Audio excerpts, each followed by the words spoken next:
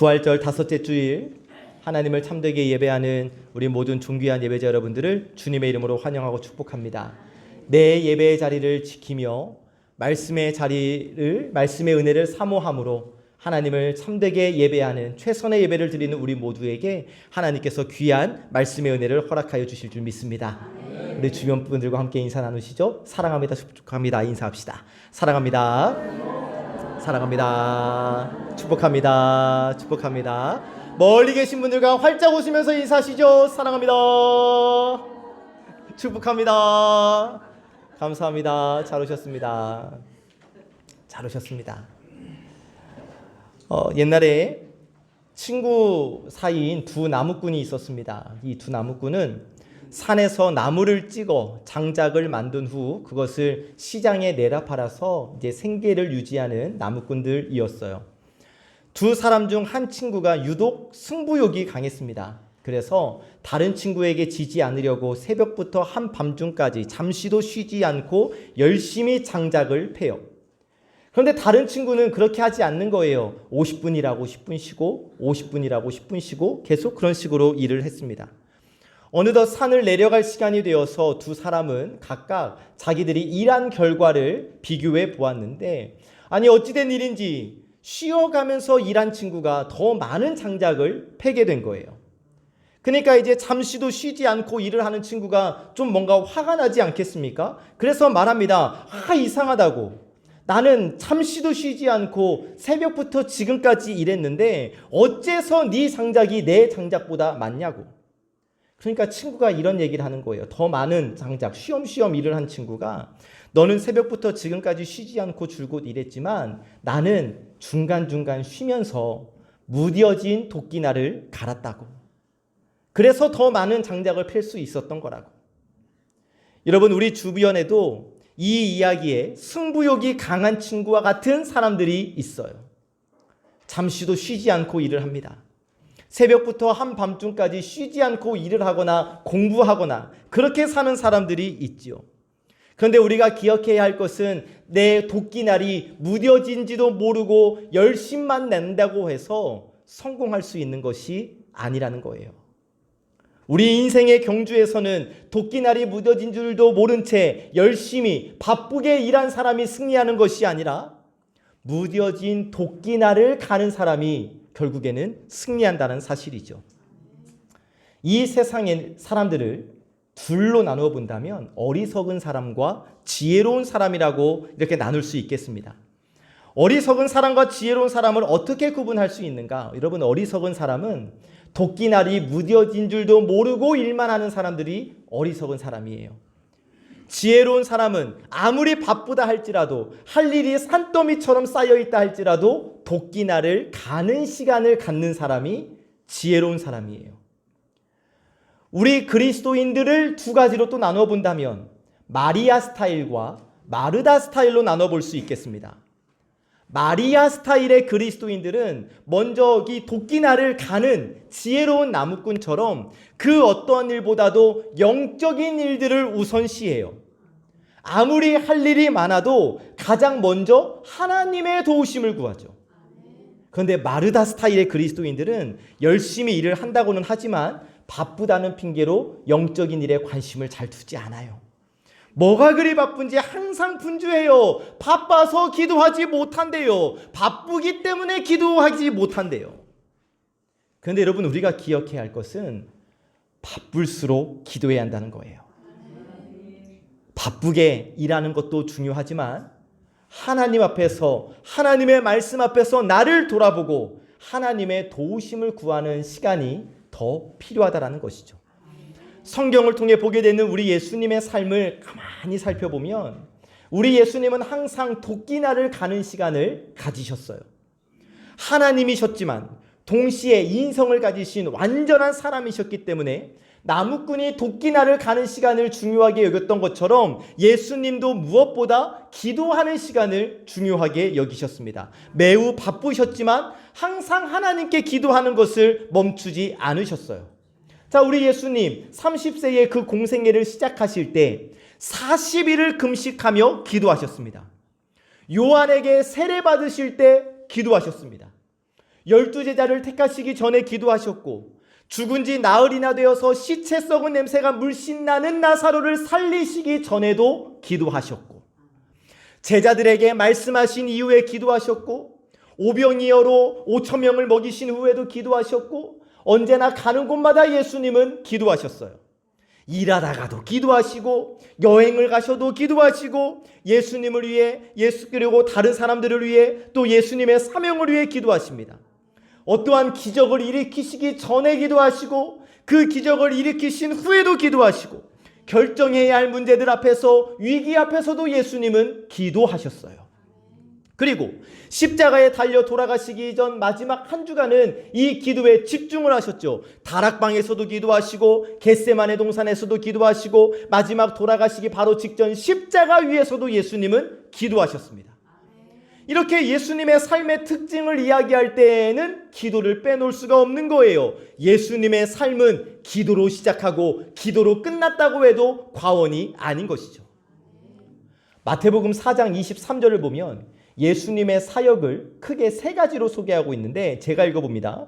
예수께서 온 갈릴리에 두루 다니사 그들의 회당에서 가르치시며 천국 복음을 전파하시며 백성 중에 모든 병과 모든 약한 것을 고치시니. 아멘. 자, 예수님의 3대 사역, 회당에서 가르치시는 사역, 그리고 천국 복음을 전파하시는 사역, 그리고 약한 자들과 병든 자들을 고치시는 사역. 가르치시고 전파하시고 고치시는 사역을 예수님의 3대 사역으로 우리에게 소개해주고 있는데, 아니, 기도가 빠져 있어요. 분명히 예수님에게선 기도를 빼놓고 생각할 수가 없는데, 예수님의 3대 사역에서는 기도가 빠져 있어요. 왜일까? 예수님께 기도는 사역이 아니라 삶이었기 때문입니다. 예수님께 기도는 생활이었기 때문이에요. 여기서 오늘 우리에게 주시는 하나님의 첫 번째 말씀을 받습니다. 첫 번째, 기도가 생활이어야 한다라고 오늘 우리에게 말씀해 주십니다. 함께 읽어보시죠. 시작. 아멘. 기도가 생활이어야 한다. 여러분, 예수님께 기도는 특별한 어떠한 행사가 아니었습니다. 우리네식으로 생각하면 특별 새벽 기도회 때만 나와서 기도하는 그런 게 아니었다라는 거예요. 그렇다고 일도 아니셨어요. 예수님께 기도는 날마다 우리가 밥을 먹고 잠을 자는 것과 같은 생활이었다라는 것이죠. 자, 마가복음 1장 21절부터 오늘 본문 바로 전까지인 34절까지를 읽어보면 예수님은 하루 종일 바쁘셨습니다. 안식일 오전에 회당에 들어가셔서 말씀을 가르치셨어요. 그러다가 더러운 귀신 들린 사람이 방해를 하니까 그 귀신 들린 사람에게서 귀신을 쫓아내시고 그를 고쳐주셨습니다. 그 회당에서 나오셔서 시몬의 집으로 돌아가셨는데, 이때는 안식일 오후라고 생각이 되어집니다. 그 시몬의 집에서 시몬 장모의 열병을 고쳐주시죠. 그 이후에 예수님께서 발 씻고 주무셨는가? 아니에요. 33절을 보니까 온 동네가 그 문 앞에 모였더라고 말씀하고 있는 것을 보면, 예수님의 소문이 온 갈릴리 지방에 퍼져서 날이 저물어 저녁이 되었을 때 수많은 병자들과 귀신 들린 사람들이 시몬의 집으로 몰려왔던 거예요. 그리고 예수님께서는 그 많은 병자들과 귀신 들린 사람들을 일일이 고쳐주셨습니다. 자, 여러분, 혹시 병든 자들을 위하여, 귀신 들린 사람들을 위하여 기도해 본 경험이 있으실까요? 굉장히 힘든 기도예요. 나를 위한 기도를 훨씬, 그 기도의 힘듦을 훨씬 뛰어넘는 영적인 기도이기 때문에 굉장히 힘든 기도란 말이에요. 그런데 예수님은 그 많은 병자들과 귀신 들린 자들을 다 거절하지 않으시고 일일이 기도하시면서 그들을 밤늦게까지 고쳐주셨단 말이에요. 굉장히 힘드셨을 거예요. 인간의 몸을 입으신 예수님이시기 때문에 몹시 피곤하셨을 거예요. 녹초가 되셨을 거죠. 그런데 그 다음날 아침 예수님 어떻게 하시는가? 분명 전날 사역 늦게까지 사역하셨기 때문에 너무나 힘드셨을 텐데, 그래서 우리 예수님 늦잠을 주무셨을까? 아니면 너무나 힘들고 너무 피곤하니까 오전 스케줄 다 취소하시고 휴식을 취하셨을까요? 우리 예수님 그렇게 바쁘고 힘든 하루를 보내시고 그 다음날 우리 예수님 어떻게 하셨는가? 마가복음 1장 35절입니다. 함께 시작.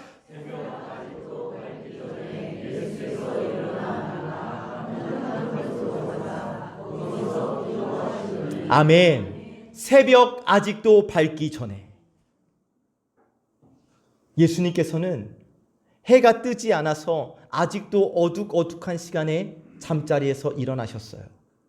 그리고 한적한 곳으로 가십니다. 그리고 그곳에서 하나님께 기도드리셔요. 나무꾼이 도끼날을 가는 것을 중요하게 생각했던 것처럼 예수님은 기도하는 시간을 가장 중요하게 생각하셨기 때문에 날이 아직 밝지도 않았는데 하나님께 기도하기 위한 발걸음을 내디디신 것입니다. 마가복음 3장 20절을 보시면 예수님의 삶을 좀 엿볼 수 있는데, 제가 읽어보면 집에 들어가시니 무리가 다시 모임으로 식사할 겨를도 없는지라. 아멘. 그러니까 우리 예수님 식사할 겨를도 없이 너무나 바쁘셨지만, 바쁜 사역을 하셨지만, 그럼에도 우리 예수님은 기도 시간을 그 어떤 시간보다 가장 우선시 하셨다는 거예요. 그래서 이른 아침 아직도 어둑어둑한 시간에 한적한 곳으로 가셔서 기도하셨던 것이죠. 전날 늦은 사역으로 인해 피곤하셨지만, 너무나 힘드셨지만 우리 예수님은 일찍 일어나셔서 기도를 드리신 거예요. 여기서 우리가 알 수 있는 것이 있습니다. 예수님께 기도는 생활이었고, 예수님께서는 기도를 습관화하셨다는 겁니다. 여기서 우리에게 주시는 두 번째 말씀을 봤습니다. 두 번째 주시는 말씀, 기도는 습관이어야 한다고 오늘 우리에게 말씀해 주십니다. 함께 읽어봅니다. 시작. 아멘. 그래요, 여러분. 우리의 기도는 생활이어야 하고 우리의 기도는 습관이어야 합니다. 너무나 우리가 많이 받고 또 잘 익히 아시는 말씀, 누가복음 22장 39절 말씀 함께 읽어볼까요? 시작. 예수께서 나가사 습관을 따라 감람산에 가심에 제자들도 따라갔더니. 아멘. 자, 예수님께서 십자가에 달리시기 전에도 습관을 따라 감람산에 가서 기도하셨다고 말씀하시는 것을 보면, 아하, 그래, 예수님께서는 기도하는 습관이 있으셨구나는 것을 우리가 알 수 있죠. 여러분, 우리의 신앙생활에서 좋은 습관을 갖는 것은 너무나 중요합니다. 왜냐하면 한번 길들여진 습관은 바꾸기가 너무나 어렵기 때문이에요. 자, 여러분, 손 한번 내밀어 보실까요? 딱지 껴보세요. 기도손. 자, 왼손 엄지손가락이 위에 있다. 왼손가락이 위에 있다. 손 들어보세요. 오른손가락이 위에 있다. 손 들어보세요. 나는 모르겠다. 네, 내려보시고. 자, 어느 방향이 정답이 있는 게 아니에요. 그런데 손을 껴보시고 반대로 해보세요. 어색하죠? 이상해요. 이게 뭐 좌뇌형 인간, 우뇌형 인간 이렇게 이야기를 하던데, 여러분, 이렇게 잡았다가 이렇게 잡는 게 왜 어색하냐면 습관이에요. 오랫동안 익숙해 왔기 때문에, 이것보다 익숙해진 습관이기 때문에 이게 더 편해지고 반대로 하면 어색해지고 이게 되는 거거든요. 여러분, 우리 주변에 운전을 하면서 막 과속을 하시고 좀 험하게 운전하시고 조금만 앞차가 늦게 가도 막 빵빵거리고 그렇게 운전하시는 분들이 있잖아요. 왜 그럴까요? 그분들의 성격이 안 좋아서 그런 걸까요? 습관이에요. 여러분, 우리 주변에 또 이런 사람들이 있습니다. 어떠한 약속을 했을 때 꼭 5분, 10분, 20분 늦는 사람들만 있어요. 그런데 신기한 건 꼭 늦는 사람만 늦어요. 왜 그럴까요? 습관이에요. 여러분, 예배 시간도 꼭 늦는 사람만 늦게 와요. 습관이 되어버렸기 때문이에요. 예배 시간만 되면, 설교 시간만 되면 여기가 조사오니 하면서 조는 분들, 심지어 주무시는 분들이 있단 말이에요. 다 습관이에요. 그러니까 우리 신앙생활에 어떠한 습관을 들이느냐가 너무나 중요하다는 말이에요. 다시 기도로 돌아와서, 예전에 섬기던 한 교회에서 한 청년이 이런 이야기를 했어요. 자기는 올빼미과여서 밤새 철야 기도를 하면 자기는 할 수 있대요. 근데 새벽 기도는 못 하겠다는 거예요. 여러분, 어떠십니까? 그런데 여러분, 기억하셔야 할 것은 무슨 일이든지 40일 동안 반복적으로 행하면 그것이 습관이 되어서 내 몸이 기억한다는 거예요. 아무리 어려운 일이라 할지라도 40일 동안 반복하면 습관이 생긴다라는 거예요. 그래서 여러분, 정말 예수님처럼 아침 예배자가 되고 싶은데 마음이 원이로 돼 육신이 약하다는 이유로 그것을 쉽게 실행에 옮기지 못하는 분들이 이 자리에 계시지 않습니까? 우리 중에도 나는 철야 기도는 할 수 있어도 새벽 기도는 절대 못한다는 분들이 계시지 않습니까? 여러분, 내일부터 딱 8주 40일만 해보세요. 그러면 그게 습관이 되는 거예요, 여러분. 우리는 좋은 습관을 길러야 합니다. 시간을 잘 지키는 습관, 예배 자리에 일찍 오는 습관, 말씀을 가까이 하는 습관, 섬기는 습관, 사랑하는 습관, 그리고 무엇보다 예수님처럼 기도하는 습관. 특별히 사랑하는 여러분, 이른 아침, 이른 새벽에 기도하는 습관을 들이시기를 주님의 이름으로 축복합니다. 오, 기대했던 것보다 아멘 소리가 커서 지금 또 내일부터 떨려서 어떡하지? 어떤 목사님이 새벽 기도를 하는 게 너무 힘들어서 혼잣말로 중얼거렸대요. 도대체 어떤 놈이 새벽 기도를 만들어서 날 이렇게 힘들게 하냐고. 그런데 갑자기 마음속에 누구누구 목사야, 새벽 기도 누가 만든 줄 아니? 새벽 기도는 내가 만들었다는 주님의 음성이 들리더랍니다. 그래서 그 목사님이 바로 회개하고 눈물 콧물 흘리면서 기도하고 그때부터 새벽 기도에 목숨을 걸었고 지금은 너무나 건강한 교회로 그 교회가 세워졌다는 것이죠. 물론 여러분, 꼭 교회에 나와 새벽 기도를 해야 하는 것은 아닙니다. 그리고 지금 이것이 여러분들에게 마음의 부담을 주려는 의도는 전혀 없습니다. 새벽 기도 나오지 않는 분들을 정죄하려는 것도 아닙니다. 그런데 꼭 기억하셨으면 좋겠어요. 이른 아침 하나님과 교제의 시간은 정말 환상적이라는 사실이에요. 여러 번 말씀드렸지만 여러분, 저도 새벽 기도, 아침 기도를 정말 힘들어했던 사람이에요. 송암교회 오기 전에 그 새벽 기도가 얼마나 힘들었는지 막 일부러 아픈 척했어요. 그러면 새벽 기도 나오시는 분이 이렇게 눈치채시고, 목사님 힘드시니까 내일 새벽 기도는 쉬세요. 저희도 안 나올게요. 라고 하면 아우 알겠습니다. 내일은 제가 좀 쉬도록 할게요. 정말 감사합니다. 하고 이제 마음속으로는 아싸 내일 쉰다 이제 이랬었어요. 정말 부끄러운 모습이죠. 그런데 전 지금은 아니에요. 지금은 주일 예배만큼 새벽 기도, 아침 기도의 시간을 저는 정말 중요하게 생각합니다. 왜냐하면 이 아침 기도의 시간을 통해 주시는 은혜가 너무나 크기 때문이에요. 이른 아침 예배에 인도하고 기도할 때 전혀 생각하지도 않았던 계획들, 우리 교회를 향한 하나님의 비전을 막 보여주시는 거예요. 하나님의 말씀에 대한 깨달음이 계속 깨달아지는 거예요. 폭포수 같은 은혜가 주어지는 거예요. 아침 기도의 시간이 전 그래서 너무 좋아요. 물론 저도 여러분 인간이기 때문에 잠에서 일어날 때는 힘들 때가 종종 있겠죠. 그런데 정말 놀라운 것은 여러분, 이제 하나님께서는 언제나 항상 알람을 맞추지 않아도 저의 잠을 5시에 깨워주세요. 기도하라고. 어제 토요일 밤에 아침 예배가 없는 날이잖아요.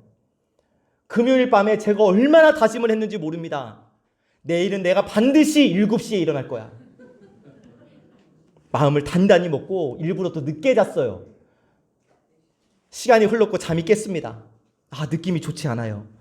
그래서 시계를 보지 않았습니다. 억지로 잠을 청하려고 했지만 계속해서 이 설교 내용, 지금까지 썼던 설교 중에서 무엇을 빼야 하고 무엇을 넣어야 하고 막 이런 설교 말씀들을 계속 하나님께서 주시는 거예요. 그래서 그래, 얼른 일어나서 씻고 기도하고 주일 준비하자 하고 시계를 딱 봤더니 5시 1분. 그래서 얼른 씻고 나와서 주일 준비했습니다. 여러분, 40일이에요. 40일. 지난 고난주간 특별 새벽 기도회 때 딱 5일 하니까 이게 버릇이 안 됐죠? 40일만 해보세요. 하다가 중간에 하루 빠졌다. 그럼 처음부터 다시 시작. 한번 해보세요. 이른 아침에 일어나셔서 기도하셨던 우리 예수님처럼 비록 여러분 힘이 들어도 할 수만 있다면 주의 전에 나오셔서 주님의 말씀 앞에서 하나님께 기도하는 우리 모두가 되시기를 주님의 이름으로 축복합니다. 그러나 여러분, 여러 가지 사정에 의해서 교회에 나오지 못한다 할지라도 가정에서 예수님처럼 우리의 인생의 주관자 되시는 하나님을 만나는 시간을 그 어떠한 것보다 가장 최우선순위에 두는 우리 모두가 되시기를 주의 이름으로 축복합니다. 기도 형식이든지 큐티 형식이든지 여러분 아무 때나 아무튼지 하루 일과 중 가장 첫 시간을 하나님과 만나는 시간으로 갖는 거예요. 한번 기대해 보세요. 내 삶이 어떻게 변할지, 하나님께서 나의 삶에 어떠한 은혜를 주실지. 오늘 우리에게 주시는 세 번째 말씀입니다. 사명을 위해 기도하라고 말씀하십니다. 함께 읽어보시죠. 시작.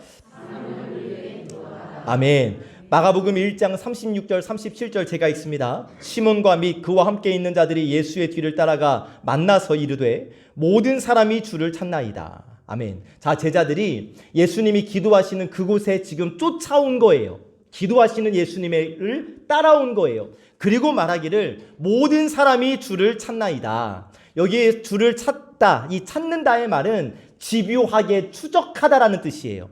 그러니까 새벽부터 많은 사람들이 예수님을 집요하게 찾고 있다. 왜요? 어제 무슨 일이 있었어요? 밤 늦게까지 병든 자가 고쳐지고 귀신이 쫓겨나고 이러한 일들을 봤기 때문에 그 사람들이 우리에게도 자기들도 그러한 일을 경험하고 싶어서 이른 새벽부터 예수님을 쫓아왔던 거예요. 그래서 제자들이 모든 사람이 주를 찾나이다 라고 말씀드린 것은 예수님 지금 기도하실 때가 아닙니다. 사람들이 몰려들었으니 어서 가셔서 그들을 고쳐주셔야 합니다. 뭐 이런 얘기거든요.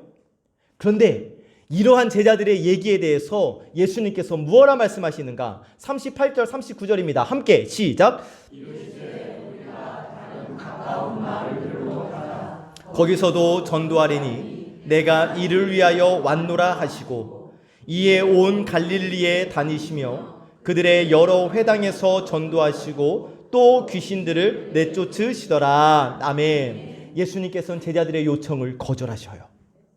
주님 빨리 오셔서 저 사람들을 고치셔야죠 라는 제자들의 요청에도 아랑곳하지 않으시고 아니야, 오늘은 다른 계획이야, 오늘은 다른 마을에 가서 전도해야 돼 라고 말씀하시는 겁니다. 여러분, 이 말씀이 우리에게 무엇을 가르쳐 주는 거냐면 예수님은 사람들의 압력에 따라 휘둘리는 삶을 살지 않으셨다는 거예요. 예수님은 분명 이 사람들의 필요와 이 사람들의 요구를 알고 계셨죠.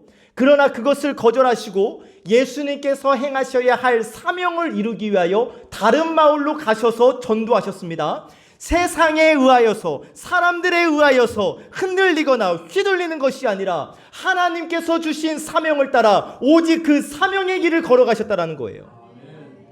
그러면 여러분, 나는 어떻습니까? 우리는 어떻습니까? 혹시 다른 사람들에 의해 끌려다니고 있는 나의 모습은 아닙니까? 분명 교회 가서 예배 드려야 하는데 어디 놀러 가자고 하면 그래? 수요일 날로 나와서 예배 드려야 하는데 누가 저녁 먹자고. 그럴까? 아니에요. 여러분, 혹시 세상 속에서 하나님의 말씀을 따라 살기보다 다른 사람들의 말에 의해 이리저리 움직이고 있는 나의 모습은 아닙니까? 하나님께서 나에게 주신 사명을 따라 세상의 그 억센 물결을 거슬러 올라가야 하는데 세상의 조류를 따라 어디로 흐르는지도 모른 채 그냥 여기저기 흘려다니는 삶을 살고 있는 내 모습은 아닙니까? 사랑하는 우리 예배자 여러분, 저는 우리 송암의 성도들이 세상에 의해 흔들리는 사람들이 아니라 오히려 하나님을 믿는 믿음으로 말미암아 하나님께서 나에게 주신 사명을 붙들고 오히려 세상을 흔들어버리는 믿음의 사람들 되시기를 주님의 이름으로 축복합니다. 하나님의 말씀에 어긋난다면, 하나님께서 나에게 주신 사명에 반대되는 일이라고 한다면 단호하게 NO! 할 줄 아는 결단과 용기가 저와 여러분들에게 있기를 참 좋으신 예수 그리스도의 이름으로 간절히 축복합니다. 자, 여기서 질문이 생기죠. 아니 어떻게 예수님은 이처럼 사람들의 요청을 단호하게 거절할 수 있으셨을까? 어떻게 사람들의 그 압력과 요청에도 요구에도 흔들리지 않고 하나님께로부터 받은 사명을 위하여 꿋꿋하게 그 사명의 길을 나아가실 수 있으셨을까? 그 방법은 무엇일까? 기도입니다. 새벽부터 기도하며 하나님의 은혜와 하나님께서 주시는 능력으로 하루를 시작하셨기 때문에 예수님은 흔들리지 않고 그 사명의 길을 걸어가실 수 있으셨던 거예요. 하나님께서 우리에게 주신 사명이 있습니다. 가장 먼저는 예배자의 사명, 그리고 두 번째는 삶의 예배자의 사명. 기도해야 삶으로 예배할 수 있는 것이고, 기도해야 내 모든 삶을 통하여 하나님을 기쁘시게 해드릴 수 있는 거예요. 사랑하는 여러분, 기도합시다. 아멘. 기도합시다. 아멘. 자, 기도에는 두 종류가 있습니다. 수리형 기도가 있어요. 소 잃고 외양간 고치는 기도예요. 그냥 막 하다가 무슨 일이 터지면, 하나님한테 한 대 빵 맞으면 그때서야 뒤늦게 기도하겠다고 난리 법석을 떠는 수리형 기도. 아이성 전투에서 패배한 여호수아가 이 수리형 기도의 대표적인 예예요. 성경 어디에도 여호수아가 아이성 전투를 앞두고 하나님께 기도했다는 기록을 찾아볼 수가 없어요. 왜냐하면 여리고성에서 승리했거든요. 그러니까 교만해진 거예요. 여리고성도 무너뜨렸는데 저깟 아이성쯤이야 라는 마음이 여호수아에게 있었던 것이죠. 그래서 기도하지도 않고 그냥 3,000명 군사만 보냈다가 36명이 그 전쟁에서 죽게 되고 완전히 처참한 패배하고 말지 않았습니까? 기도하지 않고 앞서서 행동하다가 보기 좋게 패배하고 만 거예요. 그리고 그 패배 다음에야 비로소 기도하기 시작합니다. 소 잃고 외양간을 고친 거죠. 그러나 반대로 정비형 기도가 있습니다. 미리 준비하는 기도예요. 이 정비형 기도, 에스더를 우리가 생각해 볼 수 있어요. 에스더는 하만이라는 사람이 유대인들을 말살하기 위한 계획을 세웠고, 그래서 가만히 있으면 유대인들이 떼죽음을 당하게 될 것이라는 이야기를 모르드게로부터 듣게 되거든요. 그때 에스더는 즉각 어떠한 일을 벌이지 않아요. 어떻게 하냐면 금식을 선포하고 이스라엘 백성들과 함께 3일 동안 금식하며 기도한 후 왕 앞에 죽으면 죽으리라는 각오로 나아갑니다. 기도하고 나아갑니다. 결국 하나님께서 역사하심으로 하만의 계획을 드러내시고 유대인들은 몰살당하지 않고 오히려 하만이 자기가 준비한 장대에 매달려 죽게 되잖아요. 여러분, 우리가 기도해야죠. 그럼 무슨 기도를 해야겠습니까? 여러분, 수리형 기도, 정비형 기도 뭐 하실래요? 그래요. 뒤늦게 뒷북치는 것 아니라 미리미리 기도하시기를 바랍니다. 실컷 매 맞을 거 다 맞고 난 뒤에야 하나님께 나와서 하나님 잘못했습니다 하지 마시고, 에스더처럼 어떠한 일을 시작하기 전에 먼저 기도하는 정비형 기도를 하는 우리 모두가 되시기를 주님의 이름으로 축복합니다. 여러분, 물론 일이 벌어지고 문제가 생겼을 때 하나님께서 하나님 나 좀 살려주세요 하고 하나님을 찾는 것, 이것도 귀해요.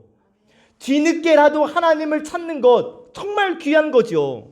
그런데 여러분, 치르지 않아도 될 값비싼 대가를 미리 기도하지 않음으로 말미암아 치루었다면 이거 얼마나 안타까운 거예요. 미리 기도했다면 일어나지 않았을 일인데 기도하지 않아서 그 일이 터져버렸는데, 미리 기도만 했다면, 기도로 준비하기만 했다면 내 앞길은 하나님께서 열어주시는 형통의 길인데, 여러분, 기도하지 않을 이유가 없는 것 아닌가요? 여러분, 기도는 문제가 생긴 다음에 하나님께 손 내미는, 마지막으로 하나님의 손이라도 잡아보려는, 지푸라기라도 잡는 심정으로 손을 내미는 것이 기도가 아니에요. 잘 기억하시기 바랍니다. 여러분, 기도는요, 전혀 아무것도 그려지지 않은 이러한 백지를 하나님께 드리는 거예요. 여기에 하나님의 뜻을 써주세요. 그럼 제가 그대로 살게요. 이게 기도예요, 여러분. 주님의 인도하심을 먼저 구하시기 바랍니다. 예수님처럼 기도로 시작하고 기도로 끝마치는 우리 모두 되시기를 주의 이름으로 축복합니다. 아무리 바쁘고 아무리 피곤하고 아무리 힘들어도 절대 기도를 놓지 않는, 우리 송암의 모든 권속들 되시기를 참 좋으신 예수 그리스도의 이름으로 간절히 축복합니다. 아멘. 말씀을 정리합니다. 여러분, 우리가 희년을 향한 발걸음을 내딛고 희망찬 50주년을 향해 함께 나아가고 있습니다. 우리 교회에 주신 하나님께서 주신 비전을 이루기 위해 우리가 가장 먼저 집중해야 할 것은 기도입니다.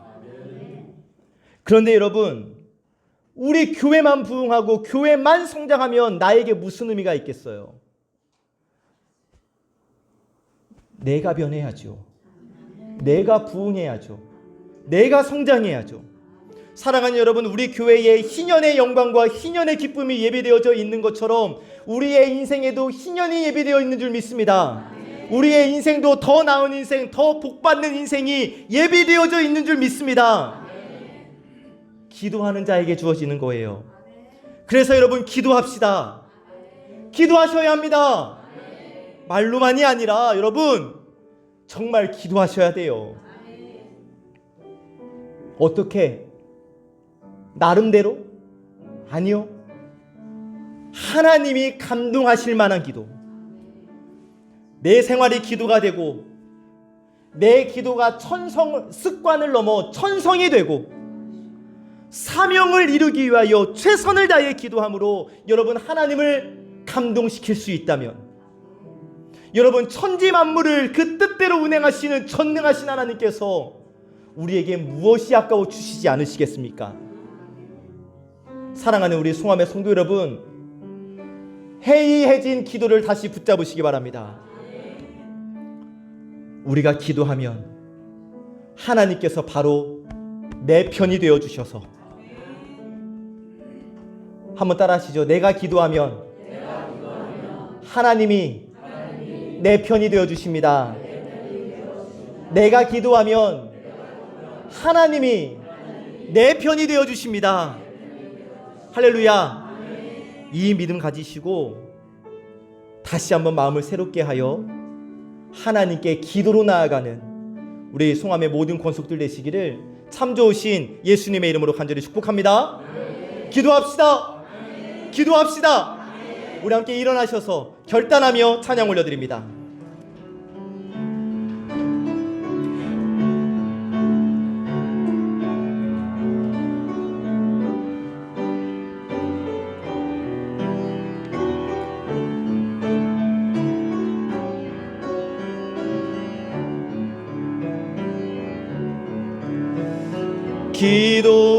기도하세요.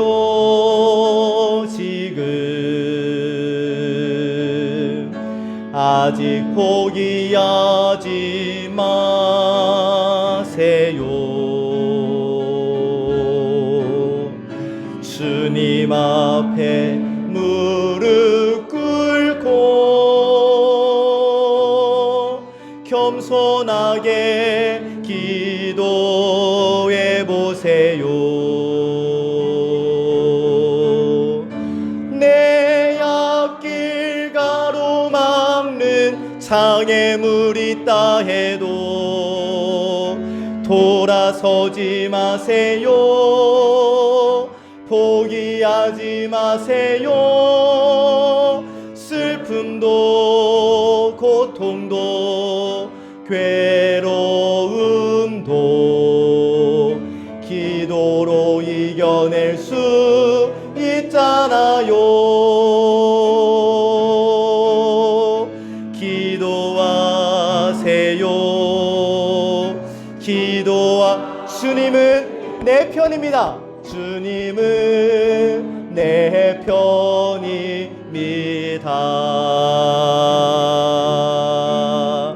기도하세요. 지금 아직 포기하지 마세요.